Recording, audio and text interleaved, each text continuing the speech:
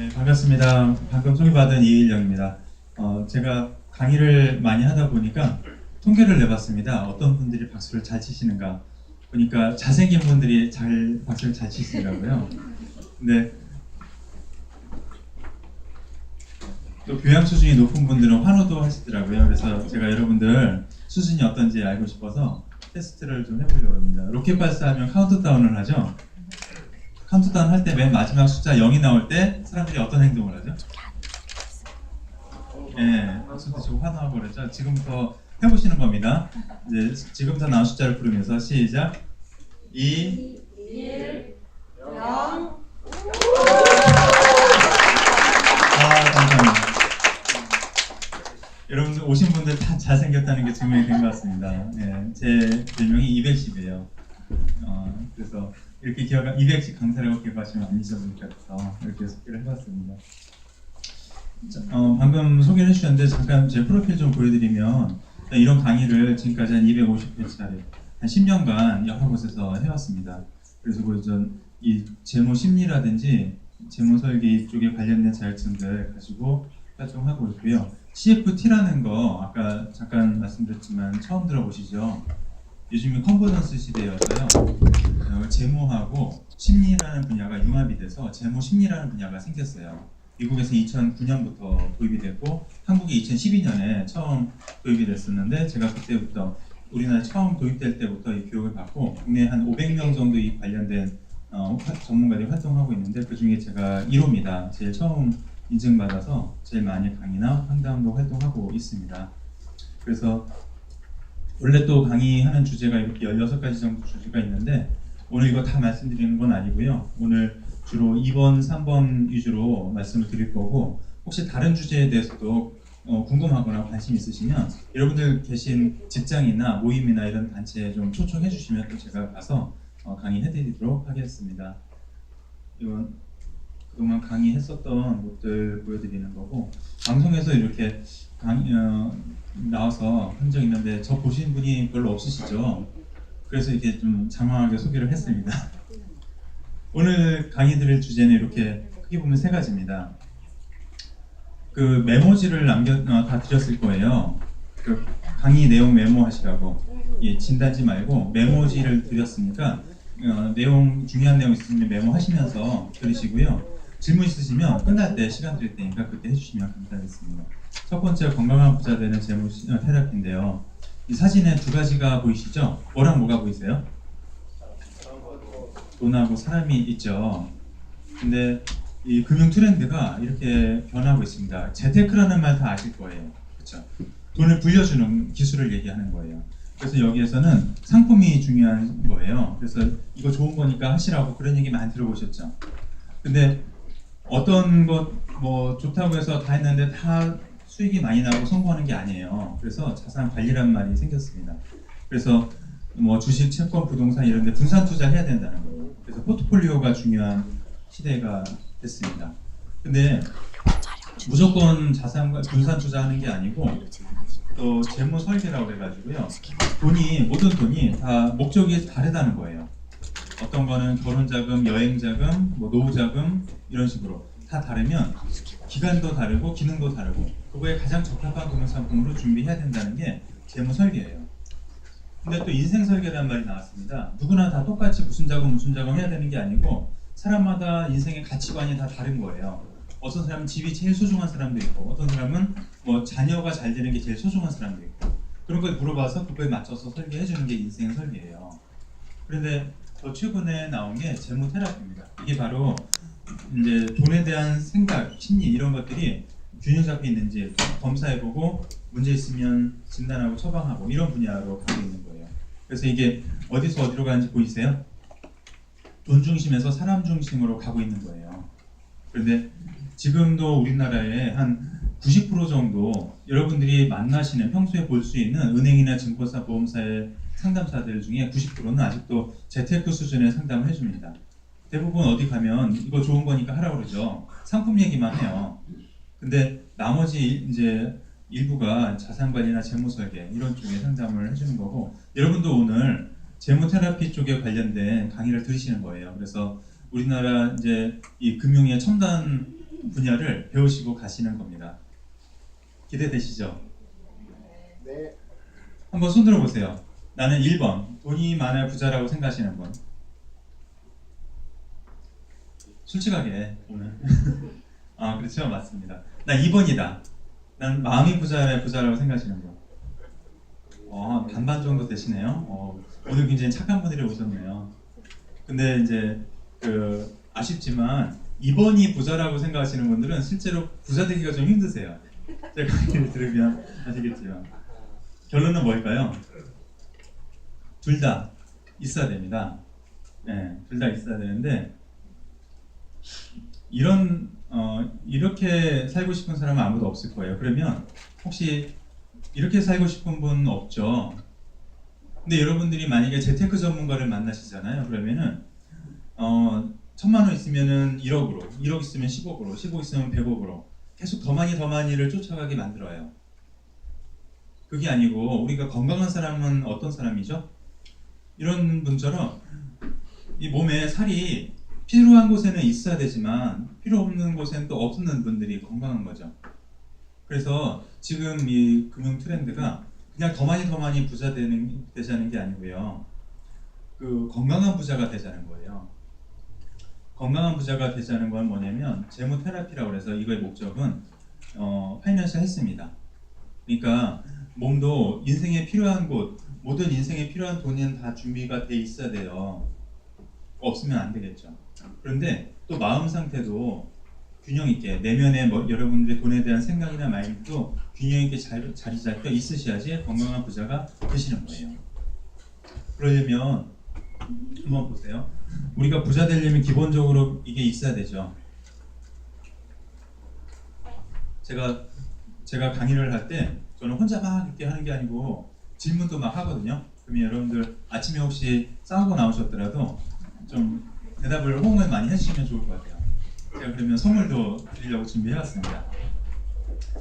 돈 있으면 좋죠? 네. 근데 이 돈이 많으면 어때요? 사고 싶은 거 다 살 수 있고 뭐 풍요롭고 윤택하고 행복해질 수 있을 거라고 생각을 하시죠. 그런데 이 돈 때문에 이런 일도 생겨요. 남의 거 뺏고 싸우고 심지어 사람 죽이는 일도 생기죠. 예전에 뉴스에 기억나세요? 어떤 여자가 자기 남편한테 농약을 넣어서 죽였어요. 왜 그랬는지 아시죠? 뭐였죠 이유가? 보험금. 결국 돈 때문에 사람 죽이는 일도 생기는 거예요. 오늘 한 절반 정도 남성분들 오셨는데 집에서 아내가 주는 거 아무거나 덥석덥석 받아보면 안 되죠. 어떻게 해야 돼요? 혹시 알고 계세요?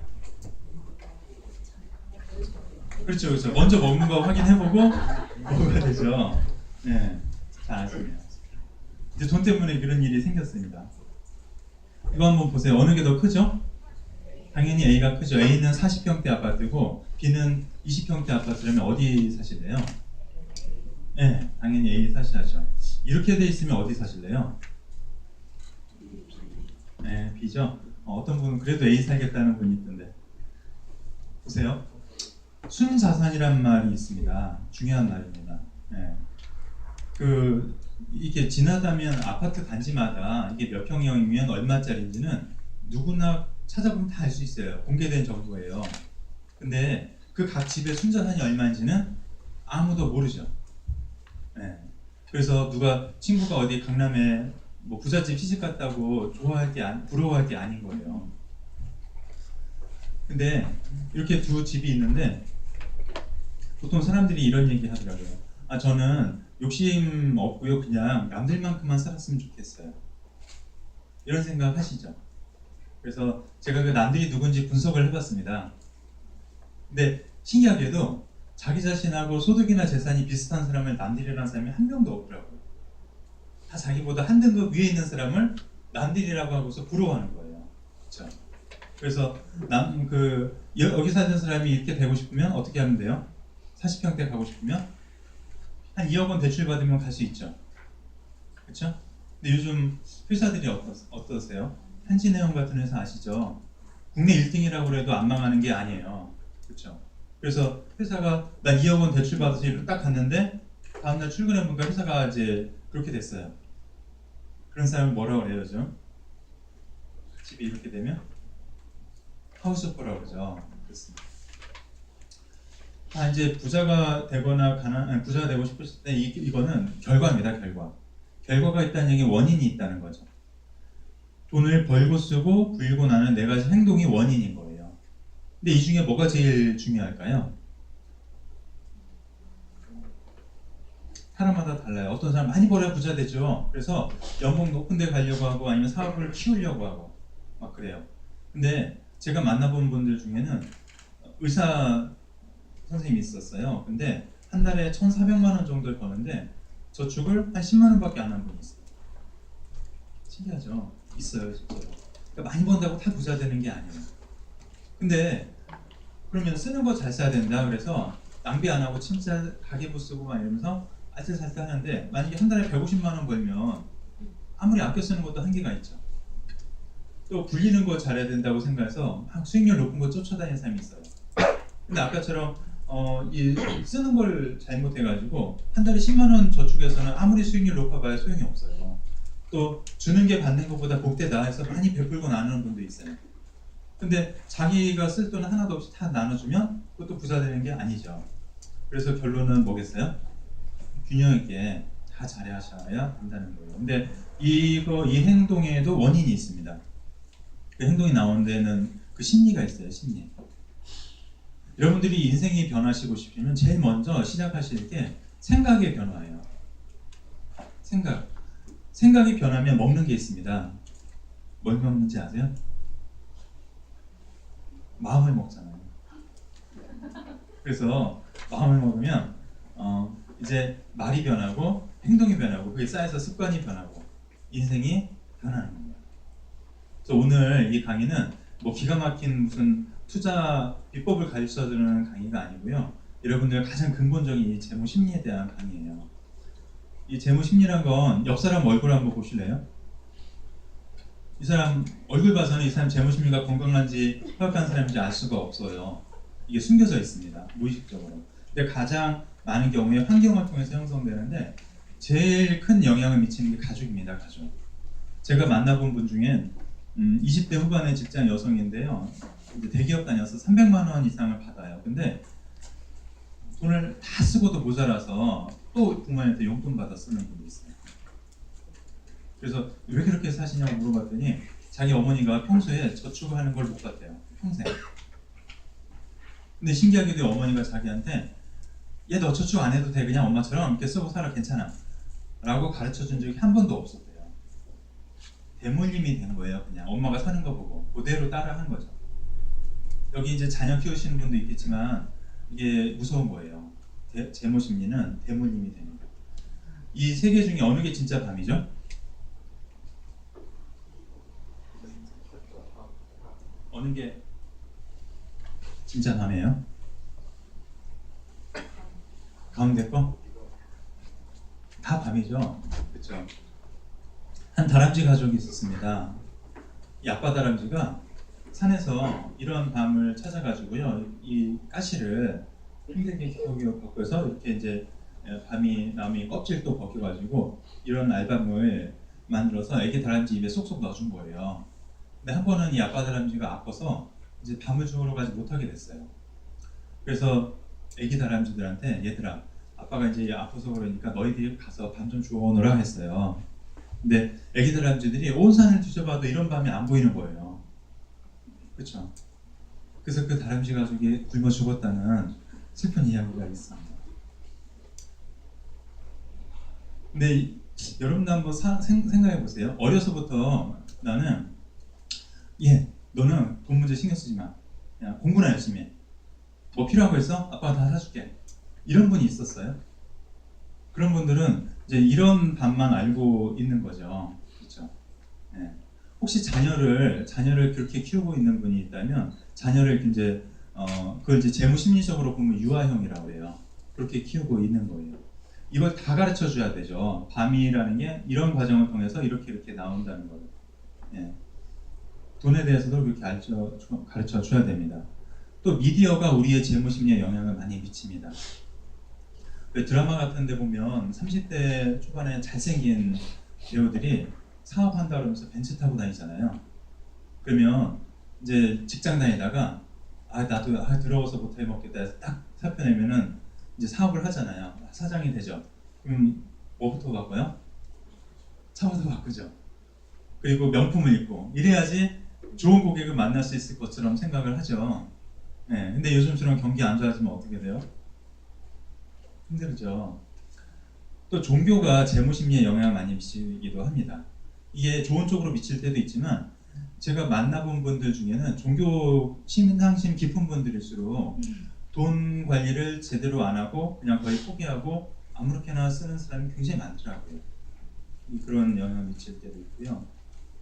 그래서 여러분들이 건강한 부자가 되시려면 재무 테라피를 통해서 파이낸스 헬스를 찾아보시자는 겁니다. 그래서 4가지 재무 심리를 좀 말씀드릴 건데 처음에 들어오실 때 이 체크하신 게 있죠. 한번 꺼내보세요. 안 하신 분 있으면 지금이라도 한번 해보세요. 그 더하기 빼기 곱하기 나누기에서 이제 설문 문항 같은 게 있을 거예요. 그거 자기한테 해당되는 거 한번 체크를 해보세요. 안 하신 분들 빨리. 우리가 이제 부자가 되시려면 재무 심리도 중요하지만 먼저 필요한 거는 이 핵심 가치. 여러분들 직업이 다 다르시기 때문에 제가 어떻게 하셔야 된다는 건 말씀 못 드리지만 자기 본업에 있어서 인정을 받을 수 있어야 돼요.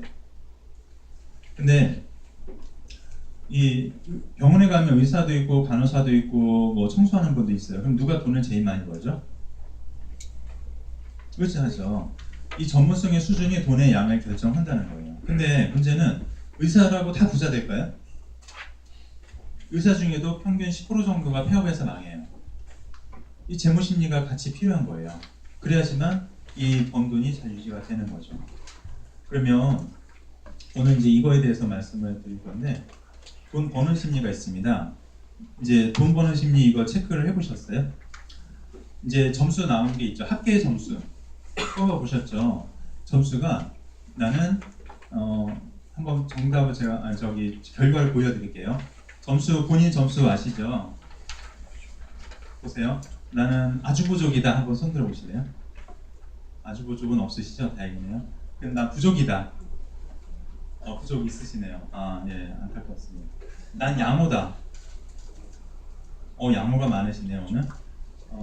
아주 양호다. 아주 양호. 없으세요? 예.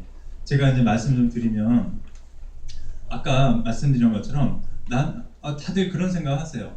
나는 좀 월급 좀 많이 빨리빨리 좀 올랐으면 좋겠다. 아니면 난 어디 좀 연봉 한 더블 되는데 스카웃 안 되나? 이런 생각 하시죠. 아니면 사업하시는 분들이면 난 좀 이번에 한 매출이 한 2배로 올라야 되는데 왜 이렇게 매출이 안 되지? 이런 생각 많이 하시죠. 근데 이게 원인이 있어요. 그냥 나 그 연봉 많이 주는데 아무데나 이력 쓰는다고 다 되는 게 아닌 거예요. 여러분 그 원인이라는 거는 아까 말씀드린 것처럼 본업에 대한 전문성이나 그 스킬에서 일단 인정을 받으셔야 되지만 또 재무 심리라는 부분이 최소한 양호 이상이 나오셔야 돼요. 근데 이게 지금 아까 부족으로 나오신 분도 있었죠. 그런 분들은 그런 부분들을 고치셔야 돼요. 그래서 혹시라도 이제 직장인인데 부족으로 나오신 분 그런 분들은 되도록이면 사업은 하지 마세요. 이건 진짜로 현실적인 충고를 드리는 거예요. 직장인인데 나 부족으로 나왔는데 들어서 못 해먹겠다고 탁 때려치고 사업하면 그런 분들은 사업은 큰일 나요. 왜냐면 직장으로 이승에 있으면 그래도 어느 정도는 묻어가잖아요. 근데 사업의 세계에서는 대박 아니면 쪽박이 되는 거예요. 돈 버는 마음에 이런 여러 가지 마음들이 있습니다. 근데 이거 다 말씀 못 드리고 이제 몇 가지만 설명드릴게요. 기본적으로 성실성이라는 게 필요합니다. 이거는 나는 지각도 안 하고 뭐 결석도 안 하고 나 정도면 성실하지 않나 이런 생각 보통 하시죠. 근데 어떤 회사의 이제 팀장이나 사장님들 얘기 들어보면 직원들 중에 성실한 사람 찾기가 그렇게 힘들대요. 무슨 말씀이냐고 그러면 업무 시간에 딴짓하는 사람이 그렇게 많다는 거예요. 컴퓨터 화면에 열려 있는데 이제 몰래 저 채팅도 하고 뭐 게임도 하고 인터넷 쇼핑하고 스마트폰으로 주식 투자하고 이런 사람 되게 많아요. 이게 몰래 하는 것 같아도 이 윗사람들이 보면 이 친구가 업무에 집중하는 사람인지 딴짓하는 사람인지 보이거든요. 그래서 회사가 잘 나갈 때는 다 묻어가는데 좀 어려워지면 그런 사람이 구조조정 1순위가 되는 거예요. 그래서 성실성이란 부분도 돈 버는 능력이 되시는 거고요. 친화력도 필요합니다. 적을 만들지 않는 거예요. 이 적이라는 거는 꼭 경쟁사에만 있는 게 아니에요. 회사 내부에도 있어요. 어떤 사람 그 같은 회사 동료끼리도 이 업무다 내 업무다 하면서 막 싸우다가 내년도 다음 해 조직 개편돼서 내 상사로 그 사람이 오기도 하고 그런 일이 있죠. 근데 이게 내가 어디 스카우트해서 가려고 할 때 요즘 레퍼런스 체크라는 게 있어요. 그래서 전 직장 동료들한테 물어보거든요. 이 친구 괜찮은 사람인지. 근데 보통 얘 괜찮아요 그러면 되는데 글쎄요 이런 사람이 생기면 못 가는 거예요. 언젠가 내 발목을 잡아요. 이 사진들의 공통점이 뭐예요? 다 웃고 있죠. 일단 여러분이 쉬운 방법 하나가 뭐냐면 표정을 바꾸시는 거예요. 보통 사무실에서 그 동료들 표정이 어떠시죠? 대부분 무표정이죠. 네. 근데 여러분들이 이 동료들의 표정은 거울 같아요. 거울. 여러분 표정이 바뀌면 동료의 표정이 바뀌거든요. 근데 어떤 심리학자가 연구를 했는데 이 잘 웃는 사람과 웃지 않는 사람의 연봉의 차이를 분석을 했대요. 잘 웃는 사람이 평소에 웃지 않는 사람에 비해서 연봉이 50%가 높답니다. 그래서 일단 여러분들 일을 하는 자리에서는 웃을 일이 없어도 일단 웃는 표정으로 일을 하셔야 돼요. 지금도 보니까 표정이 대부분 굳어 있으시네요. 뭐 강의가 마음에 안 드신 거 아니죠? 또 이런 게 있습니다. 요즘 취직하기가 너무 힘들잖아요. 그래서 어떤 사람은 일단 합격되는데 일단 무조건 들어갔어요. 근데 하고 싶은 업무가 아니었던 거예요. 그래서 그냥 할 수 없이 하고 싶은 업무를 하는 쪽으로 회사를 옮겼어요. 여기 갔더니 업무는 마음에 드는데 연봉이 너무 작은 거예요. 그래서 또 이제 연봉 많이 주는 회사로 옮겼어요. 갔더니 여기는 연봉이 좋아요. 근데 상사가 또라이가 있어요. 그래서 아무리 생각해봐도 이 사람이 나보다 먼저 그만둘 것 같지는 않은 거예요. 그래서 할 수 없이 또 옮겼어요.